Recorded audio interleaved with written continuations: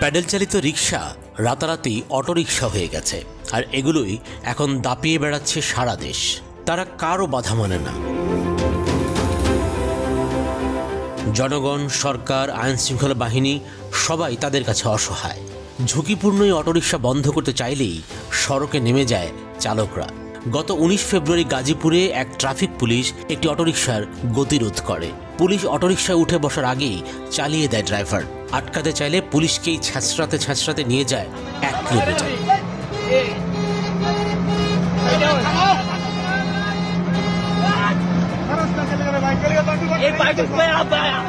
থামাতে বললে গতি বাড়িয়ে দেয় আরো। কতটা দুঃসাহসিক হয়ে উঠেছে অটোরিকশা চালকরা। অবাধ্য হতে হতে একদিন সবাইকে গিলে খাবে মনে হচ্ছে। তাদের জন্য কোনো নিয়ম নেই, আইন নেই। যার যেমন ইচ্ছা নকশা অটোরিকশা বানাচ্ছে। মোটরের সক্ষমতাও অনিয়ন্ত্রিত। চালকের প্রশিক্ষণ নেই, নেই লাইসেন্স। প্রতিদিন দুর্ঘটনা ঘটছে, তারপরও লাগাম টেনে ধরা যাচ্ছে না। বরং প্রতিদিন সড়কে নামছে নতুন নতুন ইজি বাইক।